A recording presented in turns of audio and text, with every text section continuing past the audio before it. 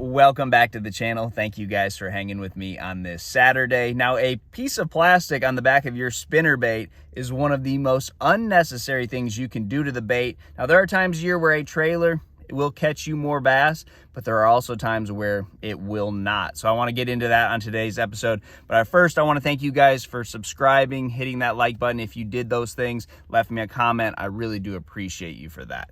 All right, so a spinnerbait is all about water column. I've talked about that in other videos, but it's very important to have that right where the bass are at.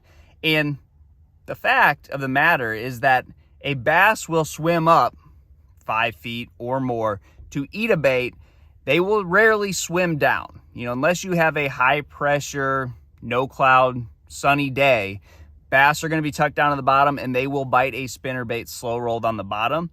But if you have bass that are up in the water column with their eyes being on the top of their heads, they rarely ever swim down. They will most likely always swim up. I think it was put recently that a bass will swim 10 feet up to bite a lure.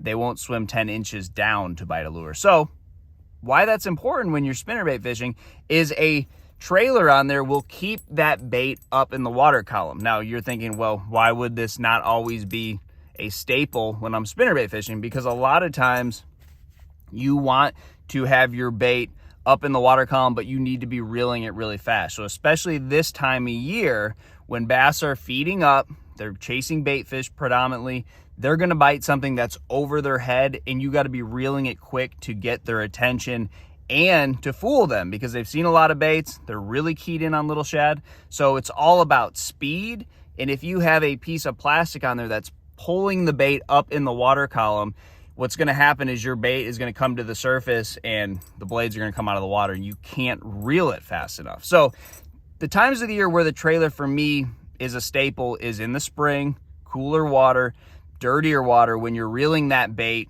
slow around trees, around docks, where you got to keep it just off the bottom. You don't want to snag those high knees or, cypress tree, whatever's down there. You don't want to snag that, but you want to keep your spinnerbait as close to those targets as you can. So that's where the trailer is really going to help you. That little bit of buoyant plastic on there is going to keep that bait up in the water column, and the blades aren't going to do all the work.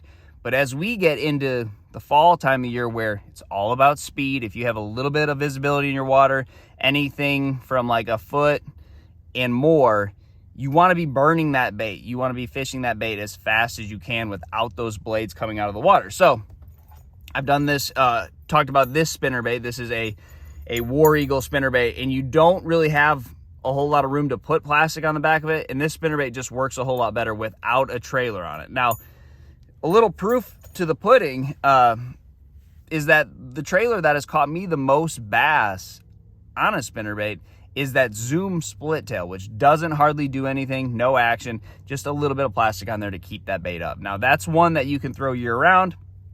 You've probably caught some bass on that.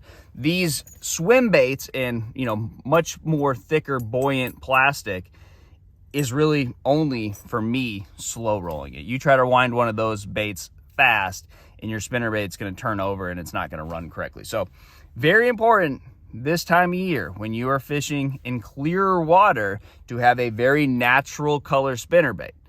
This is always going to be my clear water options in the fall time. Now, in the springtime, when I feel like the bass are into bright colors, I can catch bass on this in clear water. This is not just a dirty water spinnerbait. In the fall time, I would consider this strictly for dirty water, but in the springtime, when bass are moving out of deep water, they've been out in the abyss, they haven't seen a whole lot of things, they know they have a small window of feeding left, they like bright stuff, the oranges and the chartreuses, even in clear water with a lot of visibility, your greenish tinted water, your tannic colored water, try one of these chartreuse bright colors when we get into the springtime. But in the fall, for me, it's all about natural colors.